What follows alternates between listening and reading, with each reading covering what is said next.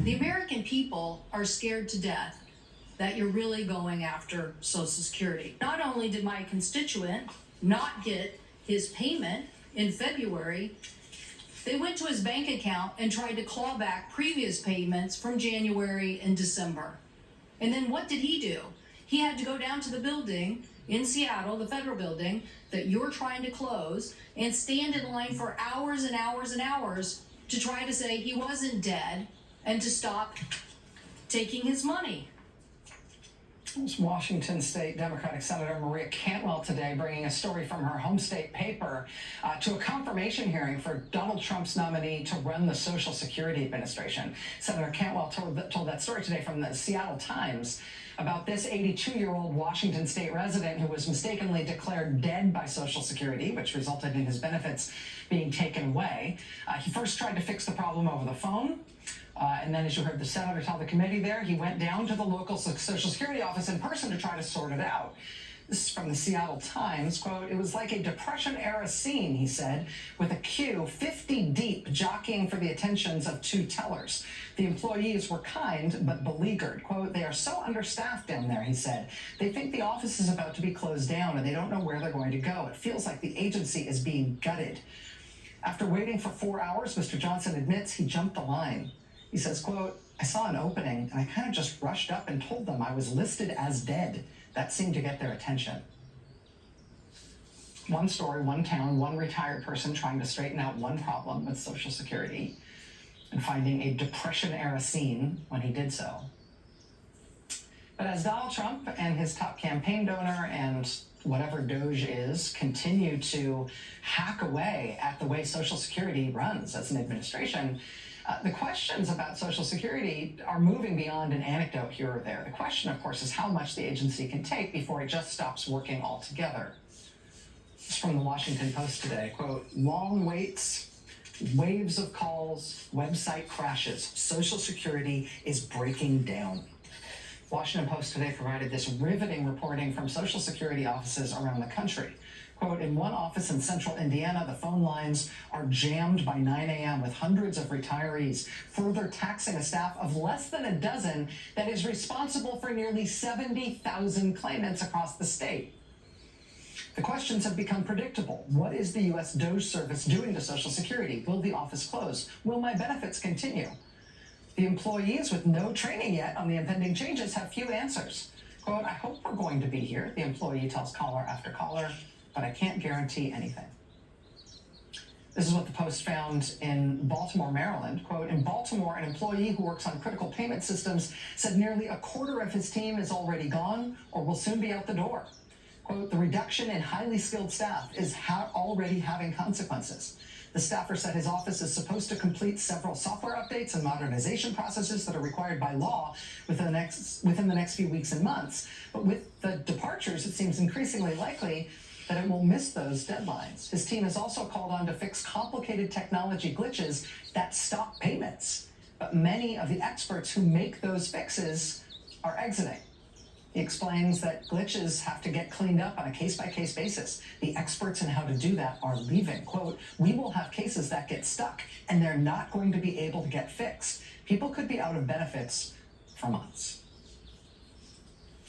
Again, that is from the Washington Post today, where they interviewed more than 24 people and reviewed internal documents for this report. That headline again, "Long waits, waves of calls, website crashes, Social Security is breaking down." Joining us now is Lisa Ryan. She's a reporter for the Washington Post. She's the lead byline on this story. Ms. Ryan, thank you very much for joining us tonight. I really appreciate it. Thank you so much, Rachel. So you and your colleagues report that, for example, among all the other things, the Social Security website in the last 10 days, or in a span of 10 days, has crashed 4 times.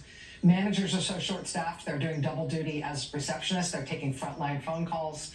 What would you describe the atmosphere like, the mood like, the morale like among the Social Security staffers who are left at these frontline offices? I think the field staff is extremely anxious, and some of them are also extremely angry because, you know, they're trying to do their jobs. These are not high-paying jobs. And what's happened is that an acting commissioner appointed by Donald Trump has come in and working with Elon Musk's Doge team has moved really swiftly to downsize this agency. And, he wants to get rid of 7,000 employees. That's about a little over 12%. And he's well on his way to doing this. And they've offered early retirement packages, buyouts.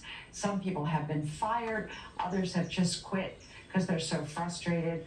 And this field staff, they take these jobs. These are not easy jobs. And yet, one by one, the field offices and the call centers, that handle this really deteriorating phone service on the 800 line are just, they're really eroding. And it's just got to be frustrating, of course, for the staff and also for all the retirees and disabled people who are trying to get service.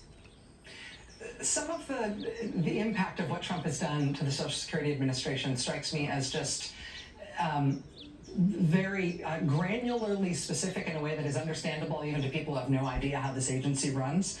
A DOJ-imposed spending freeze has currently left many field offices without paper, pens, or phone headsets at the exact moment phone calls are spiking. This includes the freeze that drove all federal credit cards to a $1 limit.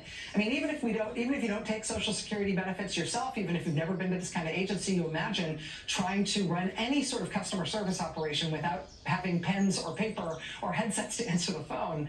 It does seem like there's I got the sense from your reporting that there's no relief in sight for those types of granular difficulties that make it just impossible to do almost anything. Is that fair? I think that's fair, and I think, we really don't know kind of what the end game is here.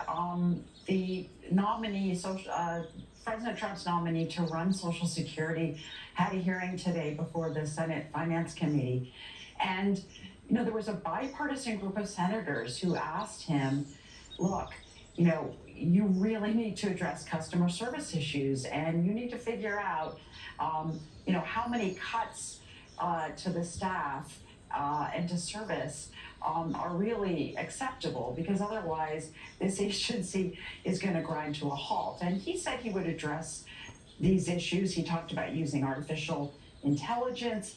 He said, well, maybe we do need to reconsider some of these cuts. But for now, it's not just the staff cuts, though, Rachel. It's also policy changes that the acting commissioner in charge has made. And this is all in the name of fraud, fighting fraud. And there's a real obsession of Elon Musk and his team that fraud is a huge issue at Social Security. And there is fraud. There's fraud in every federal program, and this is a really big one. So the fraud estimates seem really high in comparison, but when you think about the actual spending on benefits, it's not that considerable, less than 1%.